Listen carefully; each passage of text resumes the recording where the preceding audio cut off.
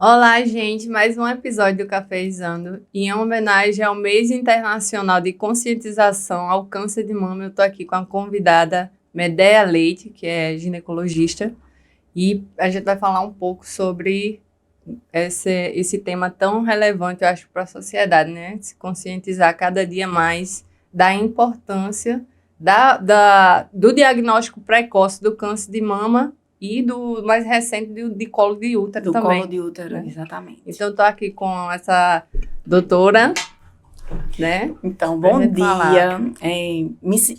Foi, assim, para mim, um grande prazer esse convite, né? Outubro Rosa é um mês realmente para conscientização, para o rastreamento do câncer de mama. Então, o Outubro Rosa, ele foi planejado, ele foi idealizado por uma das irmãs de uma paciente que descobriu o câncer de mama muito jovem, aos 33 anos, uma americana. Na década de 90, se não me engano. Foi na década de 80, e ela faleceu nessa mesma década, aos 36 anos. E a sua irmã que idealizou o projeto, e esse projeto, ele surgiu a partir da década de 90 e vem, desde então, né, ganhando força e aderência mundial, inclusive. Uhum. Então, assim, é um projeto que visa mobilizar a sociedade, a população, acerca do que é o câncer de mama, né? Tirar alguns mitos, alguns tabus, esclarecer, mostrar a importância do rastreamento que possibilita o diagnóstico precoce e aumenta de forma significativa as chances de cura da paciente. Eu fiz uma leve pesquisa, né? E eu vi que a cada 8 mulheres, uma tem câncer de mama. Vai desenvolver, na verdade, o câncer de mama, ou tem câncer de mama. E é um número muito alto, né? É um índice altíssimo de mortalidade. Inclusive, aqui no Brasil, a gente tem diversos casos, né? Então, eu queria saber como é que a gente poderia fazer essa prevenção do câncer em si, assim. Pois é o câncer mais comum na mulher, né? Acomete especialmente as mulheres acima dos 50 anos de idade. Então, por isso, há alguns anos atrás, era-se mais preconizado a mamografia em pacientes acima dos 50 anos. Porém, mesmo que uma taxa bem menor, né, de 5%, mas também acomete pacientes abaixo de 30 anos de idade. Então, eu tenho pacientes jovens de 28 anos que descobriram câncer de mama. Descobriram de forma precoce, fizeram tratamento e estão curadas. Então, o que nós dispomos, né, de exames para esse rastreamento? Primeiro, é algo pessoal, né? Então, a paciente ela precisa se habituar a fazer o autoexame de mama. E esse autoexame de mama ele pode ser iniciado em qualquer faixa etária, depois da menstruação, depois da menarca, depois dos seus 15, 16 anos de idade, a paciente já pode começar a manipular a própria mama. Isso é importante porque ela mesma vai conhecendo como é o seu tecido mamário, né? E aí ela pode escolher o 8º dia depois da menstruação, que é o melhor momento para fazer o autoexame da mama. E se for aquela paciente que não menstrua, que usa um anticoncepcional de uso contínuo, um DIU de Mirena, ela pode escolher um dia do mês para sempre fazer esse exame. E em caso dela sentir alguma modificação, ela procurar o médico para ser avaliada pelo especialista. Então, nós dispomos de exames, né? Quais são eles? Primeiramente, a mamografia, que houve uma mudança na lei, justamente por essa porcentagem de câncer de mama ter aumentado em pacientes abaixo de 50 anos. Então, a partir dos 40 anos de idade, o SUS ele já oferta essa mamografia para esses pacientes, mesmo sem os pacientes possuírem história familiar positiva para o câncer de mama. Então, a gente faz a mamografia e também pode associar com outros exames de imagem, como a ultrassom, a ressonância, entendeu? Eu vejo que, por exemplo, quando eu vou fazer meus exames de rotina, eu sempre faço uma vez no ano, né? A gente sempre faz, geralmente, né? Quando não tem nada em comum, a gente faz exame de rotina uma vez ao ano, pelo menos. E o meu ginecologista, ele sempre passa o ultrassom da mama, pela minha idade, no caso, né? Sim. Mas quer dizer que a mamografia em si, ela só é indicada a partir de 40 anos de idade? A partir de 40 anos de idade. Ou quando há suspeita? Ou quando há suspeita, independente da faixa etária. O SUS oferta isso. Então, uma paciente pode ter 25 anos de idade, se ela for avaliada por um especialista e ela tiver alguma lesão suspeita, já é disponibilizado esse exame para ela. Uma coisa importante também, por exemplo, uma paciente que teve uma mãe com câncer de mama aos 40 anos, ou uma irmã com câncer de mama aos 40 anos. Essa paciente não vai esperar até os 40 anos de idade para começar a fazer sua mamografia. Ela, mesmo sem nenhuma alteração física ao exame, ela já deve começar a fazer esse rastreamento antes dessa faixa etária, até 10 anos antes da idade em que a mãe dela foi diagnosticada com câncer de mama. Eu vi um exame de mamografia uma vez, acompanhando a minha mãe, aliás. E eu achei muito agressivo, né? Um exame muito... É doloroso, exatamente. Né? Aí eu fico pensando naquela pessoa, naquela mulher que tem pouca mama. Sim. Eu queria que tu explicasse basicamente como é esse exame de mamografia, porque tem muita gente que não sabe como é. Sim. Eu vi, né, pessoalmente, mas tem muita gente que tem medo, aliás, porque toda mulher reclama que dói. Por conta do processo álgico, né? Quanto mais tecido mamário a mulher tem, você sabe que o tecido mamário ele tem uma sensibilidade muito alta, né? Então, quando a paciente ela é mais idosa, ela tem uma mama mais lipossubstituída. O que é isso? É uma diminuição do tecido mamário e um aumento de tecido adiposo. As pacientes... Seria a flacidez. Flacidez, exatamente, da idade. As pacientes mais jovens, ela tem mais tecido mamário, então dói mais a compressão, né? Uma compressão crânio-caudal e médio-lateral. Então, machuca. Mas, assim, é um processo álgico que compensa, né, exorbitantemente pelo princípio de você ter a disponibilidade de fazer um diagnóstico precoce. Então, a ultrassom, ela é um exame de imagem que ele vem subsidiar a mamografia, por exemplo. Você fez uma mamografia e você viu um nódulo, tá com suspeita de se é um nódulo ou se é um cisto, você faz a ultrassom. A ultrassom, ela viabiliza isso, a gente conseguir ter diferenciar, né, lesões sólidas, lesões císticas ou císticas sólidas, né? Mas a mamografia, ela nos propicia fazer o diagnóstico precoce, e principalmente de lesões como calcificações, que não são lesões nodulares. Então, calcificações dispersas na mama, distantes, são normais, especialmente em mulheres que deram de mamar. Mas em pacientes que têm várias calcificações, que é o que nós chamamos de agrupadas na mama, isso já é um indício de câncer de mama. E não se vê na ultrassom. Então, já possibilita a gente lançar mão de outros exames, que tem o PAF, tem o CORE, e aí a ultrassom entra novamente, porque a ultrassom, ela norteia o local onde vai ser feita a biópsia. Então, PAF é uma biópsia realizada por agulha fina, que vai recolher tecido celular, aliás, células, para fazer uma citologia. E o core biópsia, ele pega um pouco mais de tecido, ele faz um anátomo patológico. Também é um exame bem invasivo, né? Aí sim, é um exame mais invasivo, porque você vai fazer o exame histopatológico, mas ele é primordial, entendeu? Porque a gente consegue diagnosticar efetivamente o câncer e encaminhar o paciente para a unidade específica para o tratamento, que aqui em João Pessoa é o Santa Isabel e o Napoleão Laureano. O HU também trata. Para quem não conhece, aqui no Brasil a gente tem a lei de 60 dias, né? Sim. Porque, no caso, a partir do diagnóstico, o SUS ele tem que proporcionar o tratamento daquele paciente com câncer até 60 dias. E caso não seja cumprido dentro do prazo, ele tem que ser encaminhado para uma rede conveniada. Sim. Tem muita gente que não sabe disso, né? Fica esperando além dos 60 dias para iniciar o tratamento. E o SUS ele é obrigado a iniciar o tratamento dentro do prazo de 60 dias. Exatamente. Porque as pacientes pelo SUS, né? A gente sabe que ela vai primeiro para a unidade de saúde da família, vai ser avaliada pelo enfermeiro, o generalista. Em caso de alguma alteração, ele encaminha para o especialista. O especialista, ele precisa diagnosticar essa lesão. Após o diagnóstico. Né? Para depois ele encaminhar para o serviço de referência para o tratamento. Aí também tem os medicamentos também que tem que ser oferecido pelo SUS. Sim, os tratamentos, a quimioterapia, radiologia. A radioterapia, imunoterapia, endocrinoterapia, são vários tratamentos, né? A depender do tipo do tumor da paciente. E é direito da paciente. Então, é direito da paciente o rastreamento, após a confirmação do diagnóstico, o tratamento e até mesmo a reconstrução da mama. A reconstrução da mama, que muita gente desconhece, eu ia até tocar nesse assunto. Porque, assim, é direito da paciente que sofreu teve que fazer a retirada total ou parcial da mama, Sim. fazer a reconstrução pelo Sistema Único de Saúde. Sim. Só que assim, a demanda é exorbitante. Demais. Então, o que a gente tem percebido é que o diagnóstico aumentou muito.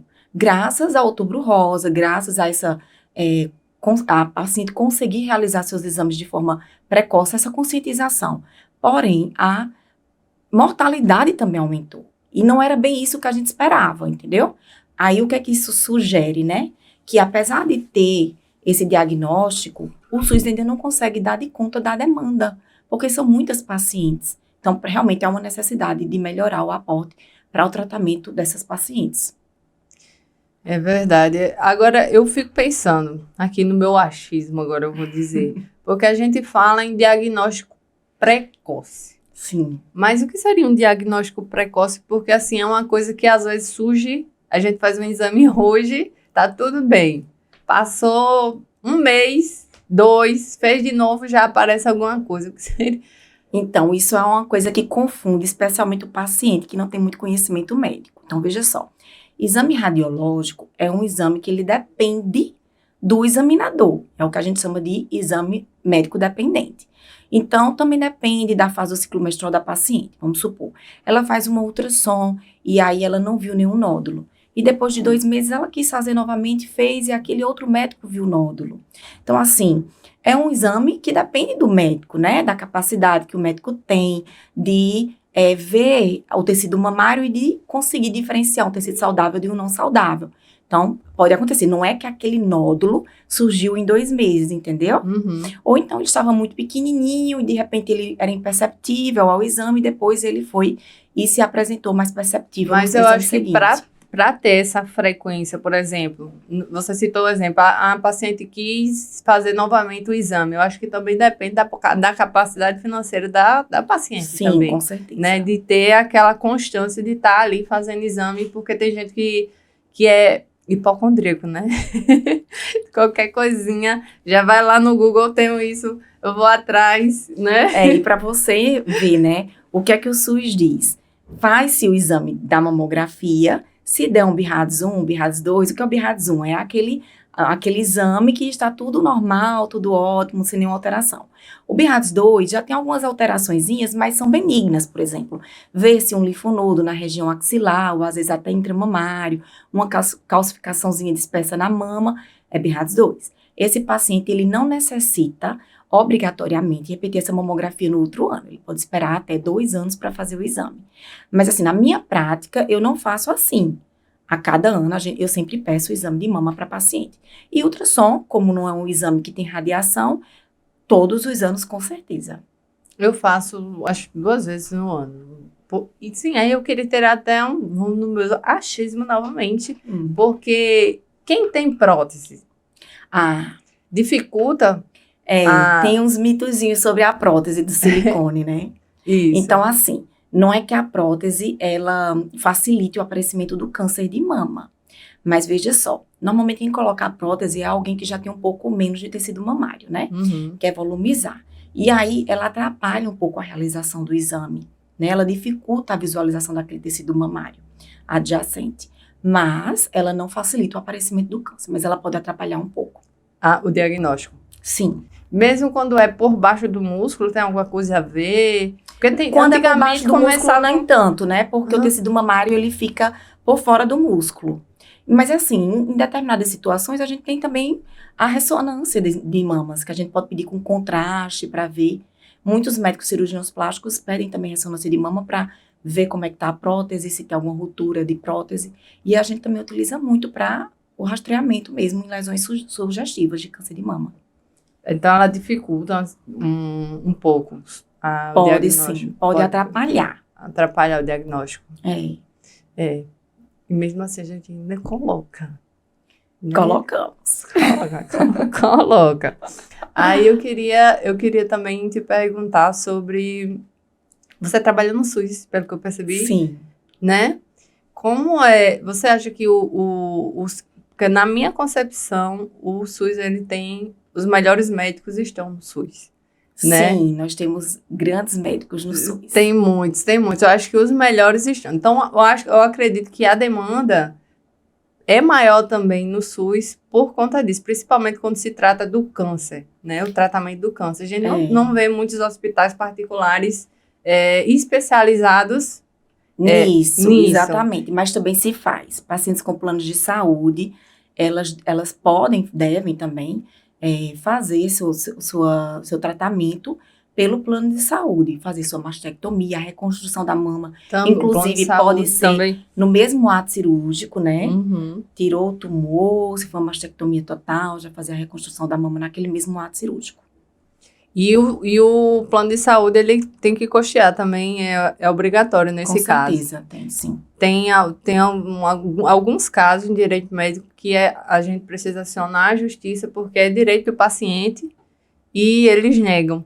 E a paciente não dispõe de muito tempo, né? Exato. E eu acredito que acaba causando uma baixa de estima muito grande, né? Para aquela paciente que teve que retirar a mama. E aí você toca em algo muito significativo. Porque mama para a mulher é feminilidade. Então, na paciente que não dispõe de um tratamento menos agressivo, né? Porque existe o tratamento menos agressivo, que é uma quadrantectomia, né? Ou quando você faz aquela excisão mais extensa, você tira parte do tumor e parte do tecido mamário, mas não tira grande parte da mama. Mas tem aquelas pacientes que precisam da mastectomia total. Então, é uma amputação. Então, elas ficam estigmatizadas com isso. E isso prejudica muito o sistema imunológico do paciente. Então, assim, como eu te disse, eu já tive pacientes com menos de 30 anos, diagnosticadas com câncer de mama, mas que chegaram no consultório em todas as ocasiões muito sorridentes, muito felizes, né, com autoestima lá em cima e confiantes de que iriam conseguir vencer a doença. E a gente sabe que o sistema imunológico ele é primordial também, né, nesse combate ao tratamento. E essas pacientes conseguiram, fizeram a sua reconstrução mamária e estão bem hoje, né? Com qualidade de vida. Eu vi nas pesquisas também que 95% dos casos diagnosticados precocemente tem êxito, né, no tratamento. Por exemplo, como eu te disse, se você faz uma mamografia, encontra um agrupamentozinho de calcificação, faz um core biópsia e diagnostica o câncer, aquela paciente fazendo o tratamento adequado, ela tem mais de 90% de chance de cura. A gente também tem que falar sobre o câncer de colo de útero, né, que também é mais recente. Antigamente a gente falava muito só no câncer de mama, né, no Outubro Rosa. Hoje a gente já está abrangendo, porque tem um número alto crescendo também de câncer de colo de útero. Exatamente. E eu queria saber se existe algum fator que seja determinante para que um câncer de colo de útero ele se desenvolva, ou não, ou é alguma coisa genética? Não. Então, o câncer de colo de útero é o segundo câncer mais comum na mulher. O câncer de mama é o mais comum, seguido do câncer de colo. Depois vem o câncer do estômago, o câncer de tireoide, também por isso a importância de o médico ginecologista pedir ultrassons de tireoide também, né? Mas o câncer de colo de útero, ele é um câncer de alto índice. E existe pelo SUS, né, a disponibilização de exames de citológico, que é o Papa Nicolau, que deve ser realizado em pacientes não virgens, né, especialmente após os 25 anos de idade. Por quê? Porque ele é um câncer que ele não tem origem hereditária. Então, às vezes a paciente chega no consultório e diz, minha mãe teve um câncer de colo. Aí eu digo, tá, mas aí não é fator de risco para você, certo? O da mama mas 5% apenas das pacientes que têm câncer de mama têm uma origem genética, né? O de colo não. Então, ele está relacionado com o vírus, que é o papilomavírus humano, é a família do HPV, que é um vírus, infelizmente, muito disseminado, né? Estima-se que mais de 85% dos homens, após os 18 anos de idade, já terão contato com algum tipo desse vírus. Porque o homem, ele é portador do vírus. Mas ele também pode ter o câncer de pênis. Ele pode desenvolver? Pode. O câncer, pelo HPV, ele pode ser de boca, de orofaringe, de reto, né, da mucosa vaginal, né, não só do colo, da vulva também. Então, por isso a importância da prevenção. Então, o SUS, ele disponibiliza a vacina. Isso aí é um tema também muito importante, porque é banalizado e a falta de vamos dizer, de prevenção. Prevenção que eu falo é de você se prevenir. Realizar o exame, né? Realizar o exame só não. É a questão de você se prevenir na hora de se Do ato relacionar. sexual, do usar ato. o códon, né? Que é um método de barreira. Isso. Usar Exatamente. uma camisinha. Conhecer com quem você está se relacionando. Mas veja só, é uma coisa muito comum, por exemplo, a gente no consultório, no dia a dia da gente, a paciente faz um citológico, faz uma colposcopia e ela vem com uma lesão bem típica de HPV. Faz a biópsia e confirma-se o HPV. E aí a gente tem que detalhar, explicar, orientar a paciente. Olha, é um vírus transmissível por via sexual. E aí a paciente diz, então eu peguei do meu marido. Bom, a gente não tem como garantir isso. Por quê? Porque o vírus, para ele gerar o câncer de colo do útero, não é aquela coisa rápida, não é contrair o vírus hoje, daqui a um ano, não é. Em pacientes imunocompetentes, pacientes saudáveis, ele demora muitos anos para provocar uma lesão. Então, ela pode ter se contaminado com outro parceiro, entendeu? Então, E naqueles casos que ela só teve um parceiro? aí não tem pra onde correr, né? Aí é um diagnóstico de chifre. Mas aí, não, porque o marido dela pode ter tido outras parceiras antes dela, entendeu? Eu ri. E ser um portador muito, vou até assintomático. brincar agora. Um portador assintomático. Porque eu tenho uma amiga que é ginecologista também, e ela estava me contando um caso de uma paciente que chegou lá dizendo que tinha sido traída, não sei o quê, porque ela teve o diagnóstico de HPV. Sim. E ela teve que explicar, olha, isso aqui não é de fato, é a comprovação de que houve uma traição por parte do seu esposo. Ela teve que explicar. Exatamente. Né? Porque geralmente o homem, ele tem outros parceiros antes. E ela também pode ter tido outros parceiros antes, né? Mas... Sabia que até pelo beijo você pode se contaminar? É bem mais raro, mas pode sim. Credo. E às vezes a paciente diz, eu sou virgem, mas já teve algum contato íntimo de pênis com vulva? É mucosa com mucosa. Então, não é só penetração. Também pode ter o contágio. Gente. Então, as vacinas, Aisa, é super importante. Toda paciente minha que chega no consultório, jovem, eu pergunto, foi vacinada? Então, o SUS, ele disponibiliza a vacina contra os 4 tipos principais de vírus. Tem mais de 100 tipos de vírus. Mas é a partir de que idade a pessoa pode vacinar? Que eu me lembro que agora começa a vacinar nas jovens, nas meninas virgens mesmo, que é para que quando elas entrem em atividade sexual, elas já estejam protegidas. Na minha época, vou falar agora como uma senhora de idade, quando surgiu a vacina do HPV, foi uma polêmica muito grande, porque muitos pais e mães não queriam vacinar, principalmente as meninas, sim, porque achavam que estariam incentivando elas ao ato sexual. Ao ato sexual. É algo bem machista. Então, muita mulher veio se vacinar depois de uma certa idade. Perdeu, né? A chance de prevenção. Exato. Porque, assim, o nosso sistema imunológico, ele tem uma capacidade de reação e de resposta à vacina muito mais exacerbada na jovem, exatamente. Aí o SUS, ele disponibiliza para as meninas de 9 aos 14 e os meninos de 11 aos 14 anos. É óbvio que você pode fazer a vacina em qualquer faixa etária, mas a resposta imunológica não vai ser tão eficaz. Até porque depois de uma atividade sexual, você já pode ter adquirido o vírus, né?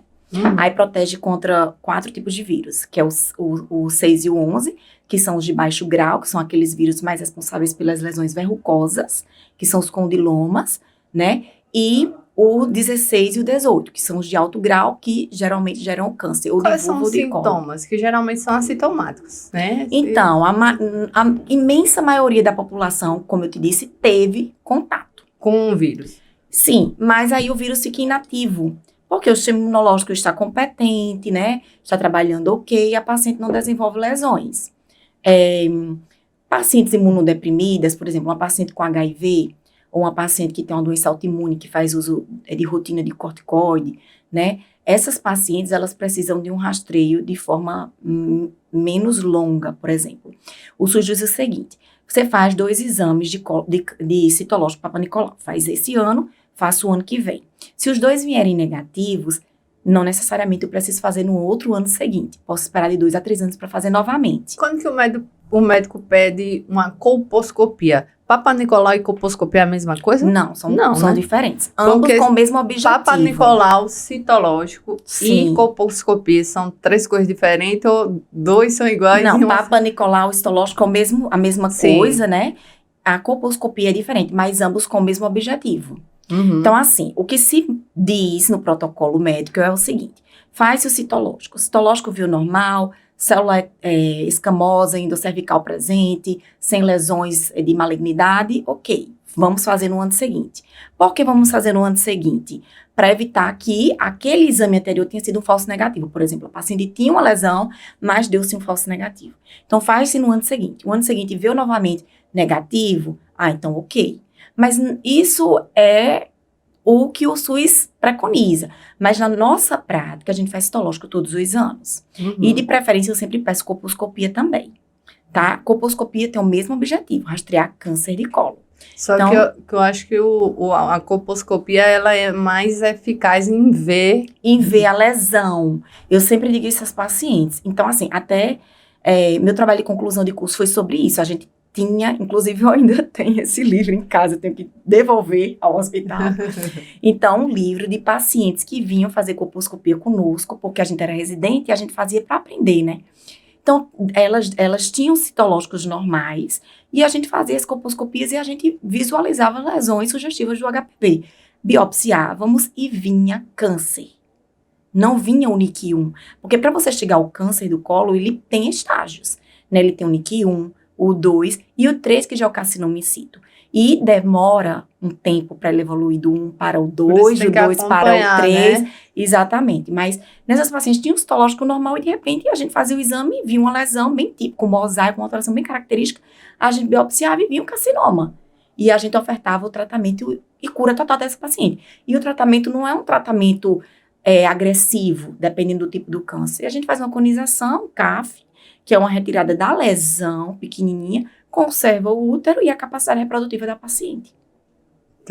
Entendi. Mas não é invasivo também, né? Tudo na mulher eu acho que é mais invasivo. O tratamento do cone e do CAF, sim, né? Mas é bem menos invasivo, não se compara. Agora a colposcopia não, a colposcopia é simples. É um exame simples. Tem muita gente que não fez ainda. Eu acho que é a partir de idade também que começa a pedir, não? Então, recomenda-se a partir dos 25 anos de idade. Por quê? Porque acredita-se o seguinte, a paciente teve contato com o vírus ele não vai gerar lesão de forma rápida. Ele é um vírus que vai gerar lesão de forma bem lenta. Mas a gente sabe que existe uma precocidade em atividade sexual, né? Então, antigamente, as meninas tinham a sua sexarca com 20 anos, 21 anos. Hoje em dia, as meninas com 13 anos. Às vezes, a gente faz até parte de meninas com 13 anos de idade. Então, iniciou a atividade sexual muito jovem. E já na primeira atividade sexual contraiu o vírus.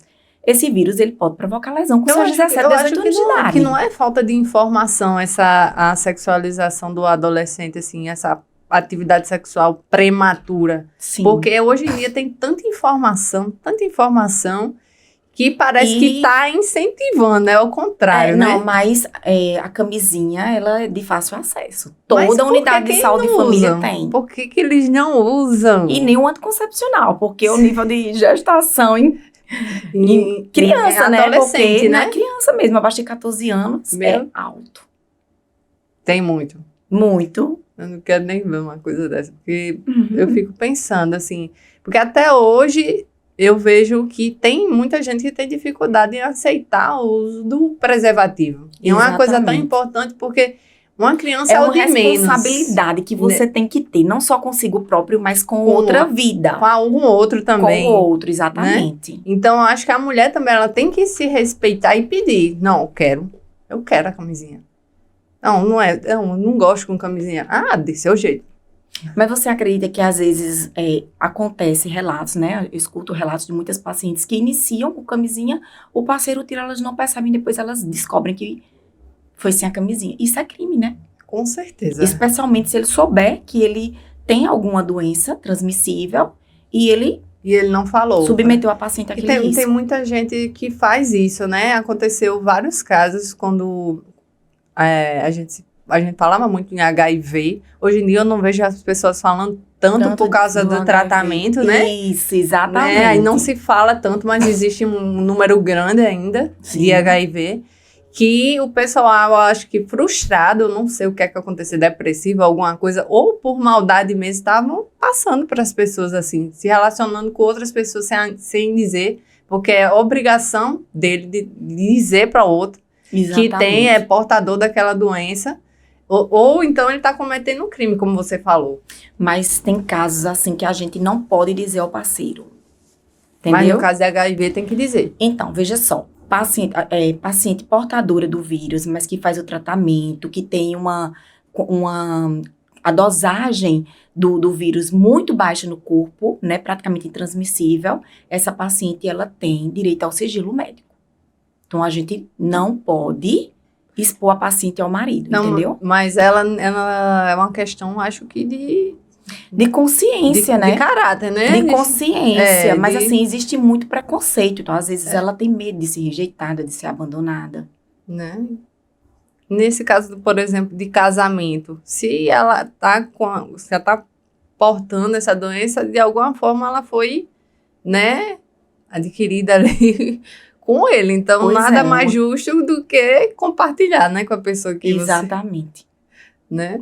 Aí eu fico vendo, hoje tá muito banal, tá tudo muito banalizado a questão sexual, falta de prevenção. E, por exemplo, o câncer de colo de útero é causado por exclusivamente pelo HPV. Pelo HPV, que é uma doença sexualmente transmissível. Né? Exatamente. Então, é um respeito, porque eu acho que o seu corpo é seu templo, né? Então, a gente tem que se respeitar mais e e assim, muitas pacientes, elas só procuram fazer seu citológico depois de muitos anos. Então, você pega paciente jovem de 30 anos com câncer agressivo e que morrem por conta do câncer de colo de útero, né? Sendo disponibilizado já na unidade de saúde da família um citológico. Eu tive uma cliente que morreu com, acho que ela tinha uns 20 e poucos anos, com câncer de colo de útero. Muito nova. E diagnóstico foi rápido. Depois que descobriu, foi muito rápido. Porque ela certamente já não vinha fazendo os exames e quando pegou numa fase agressiva. Eu acho que tem muita gente que procura já quando tá com algum sintoma bem, né? Você não espera sintomas de câncer de colo de útero para você procurar assistência. Porque quando ele vem dar sintomas, ele já tá mais agressivo, né? Que seria mais uma sinusorragia, que é aquele sangramento ao ato sexual, entendeu? Dor pélvica. Então, já são lesões vegetantes, lesões já mais agressivas. Que aí você já tem que lançar mão de radioterapia e às vezes nem tem condições mais de fazer cirurgia. Num caso desse, vai lá e faz uma colposcopia. Sim. Vê uma lesão. No primeiro momento, existe algum tratamento para essa lesão ou Depende. Por exemplo, faz-se a colposcopia, viu um epitéliozinho acetobranco, né, pequenininho, diminuto, e aí a gente vai biopsia. Aí vem o NIC1. O NIC1 é uma lesão provocada exclusivamente pelo vírus de HPV e que pode progredir para o 2 e do 2 para o 3, que já é o carcinoma in situ, certo? Que também é totalmente curável. Mas em 90% dos casos, esse NIC1 regride espontaneamente. Não existe uma medicação. Não vou dizer, Isa, toma esse remédio para você debelar a infecção. Não existe. O nosso organismo, ele tem essa capacidade de debelar espontaneamente. Não quer dizer que você vai se curar do vírus, mas que aquela lesão, ela vai regredir espontaneamente. Então, a gente faz um controle semestral. A cada 6 meses, a gente diminui o tempo dos exames, que seria de ano em ano. A gente fica a cada 6 meses fazendo o exame, né? E se em 2 anos essa lesão persistir, aí a gente não espera mais. Aí a gente já pode fazer aquela pequena cirurgia para retirar a lesão completa. E essa paciente tem que depois continuar fazendo seus exames de forma rotineira, porque ela não deixa de ser portadora do vírus, né? Ela pode voltar a apresentar novamente a lesão.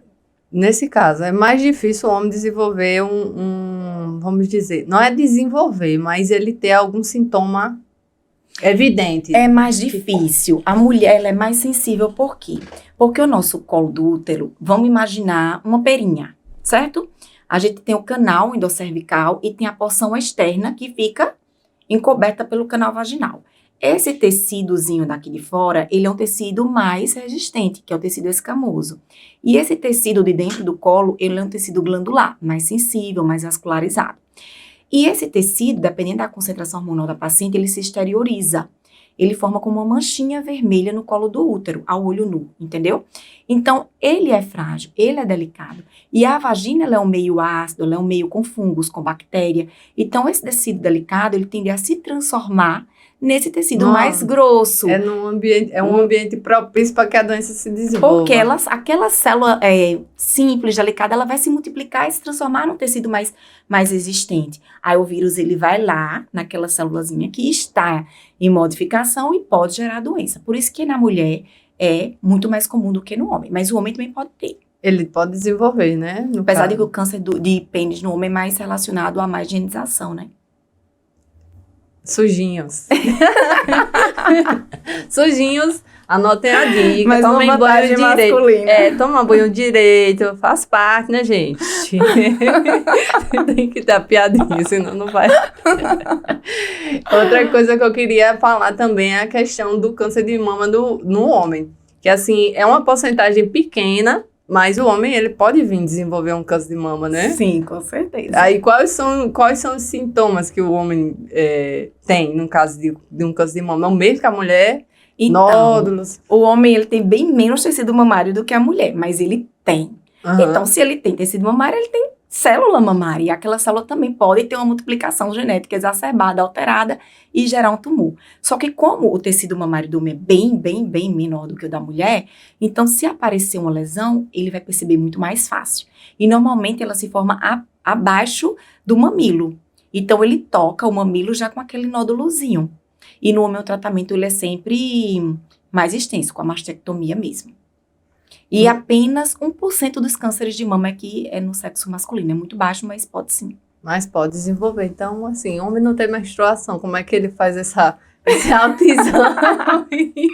Qual é a época dele fazer? Não, senti alguma coisa aqui. Então, eles não vão fazer, né? Eles não se preocupam com isso, né? É muito raro, eles não se preocupam muito com isso, mas devem fazer também. Devem fazer. Especialmente aqueles que têm fatores de risco, né? Porque o homem mais obeso, ele tem uma produção periférica, o que seria isso? Do tecido adiposo, de hormônios femininos. Aquele homem que desenvolve a mama, né? Tem uns, né? Não, ali é o tecido adiposo. Mas aí, nesse caso desses homens que desenvolvem mesmo a mama, que eu já vi em casos. Sim, a ginecomastia. Sim. Eles tendem a ter uma chance maior? Tem mais tecido mamário do que o habitual. Mas o homem etilista, né? O homem que já fez muita radiação no tórax, entendeu? Uhum. O sedentário, estressado. O que tem herança familiar positiva, esses pacientes têm que ter cuidado. Gente, ó, preste atenção. Primeiro, a do banho foi demais. Toma banho direito. Depois eu acho que eu vou fazer um episódio aqui de como higienizar o negócio direito. Chama o urologista. Isso. Mas, tirando a brincadeira, eu vou fazer outra pergunta, que até depois dessa brincadeira eu até esqueci dela. Vai ficar aí gravada. Aqui a gente tem Lombardi. Lombardi não vai se manifestar sobre meu pronunciamento. Era do homem também. Não. Era sobre isso que eu ia falar, que você falou uma coisa muito importante, que é a questão do autoexame da mulher. Sim. Que tu falou que são 8 dias antes ou é 8 após a menstruação. Uhum. Então, é a fase ideal para se fazer o autoexame. Sim, pela maior flacidez da mama, né? A mama fica menos túrgida, demasiada. Aí, como que faz esse autoexame? Então, a mulher ela vai se conhecer, né? Uhum. Nenhuma mama pode acontecer de ter mamas simétricas, mas a maioria, uma mama é um pouquinho maior do que a outra e tal. Mas a paciente, ela se conhece.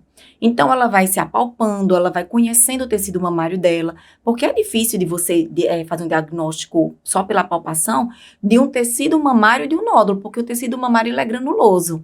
Mas aí, de tanto ela se tocar, dela se autoconhecer, quando aparece algo diferente, ela já, né, ela tem essa percepção.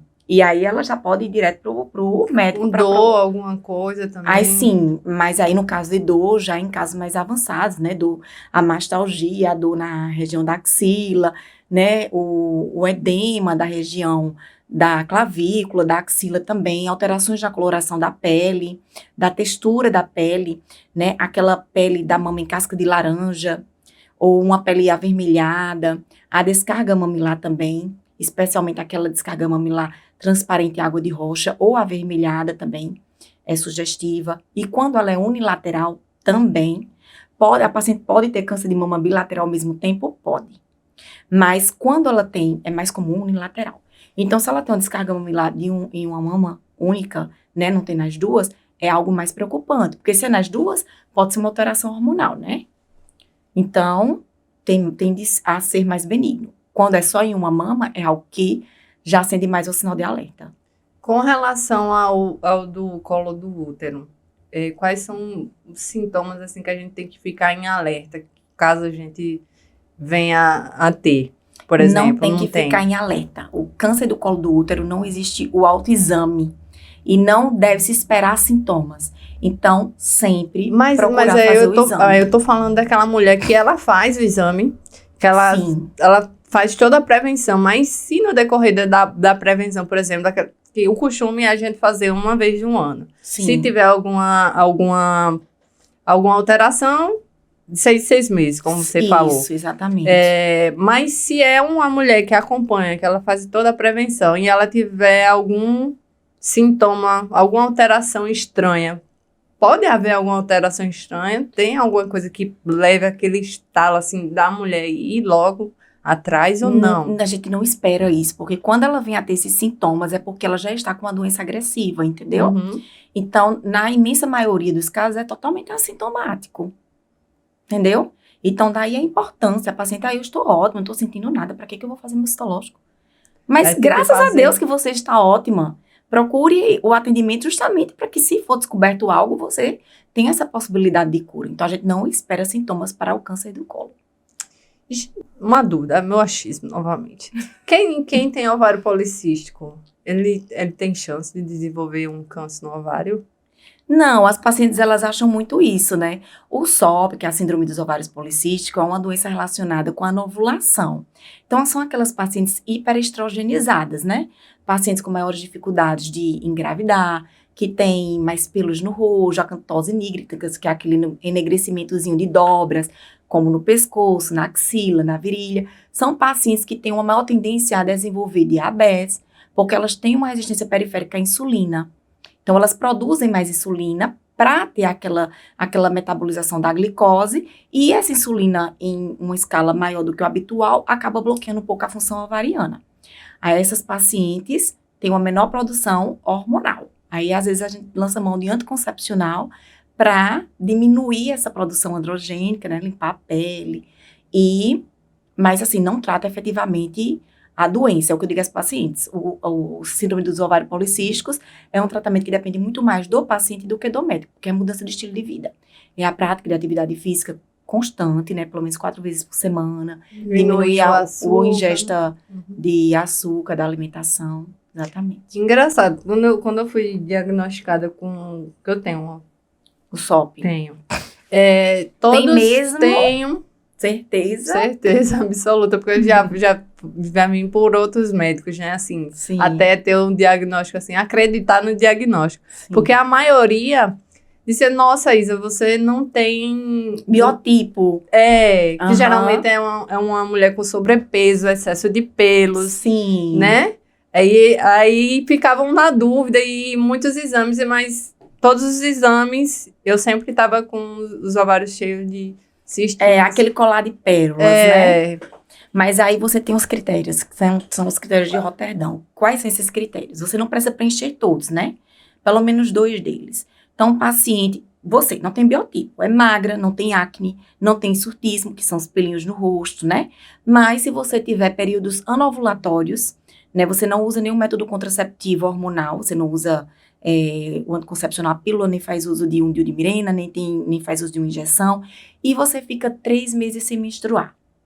Então, você não ovula. Outra coisa, a minha menstruação é regular. Não é estranho? É muito estranho. Bem, Vamos investigar isso com mais cuidado. Eu acho que eu vou ter que mudar de médica. Vamos investigar isso com mais cuidado. Não, realmente. Aí também tem isso. Era outro fator que causava dúvida nos médicos, porque ela Mas é eu regular. acredito que você deva ter alguma alteração hormonal, entendeu? Uhum. Um excesso de SDH, que são os hormônios que a gente mensura pra ver se... Porque também entra nos critérios, sabe? Testosterona total.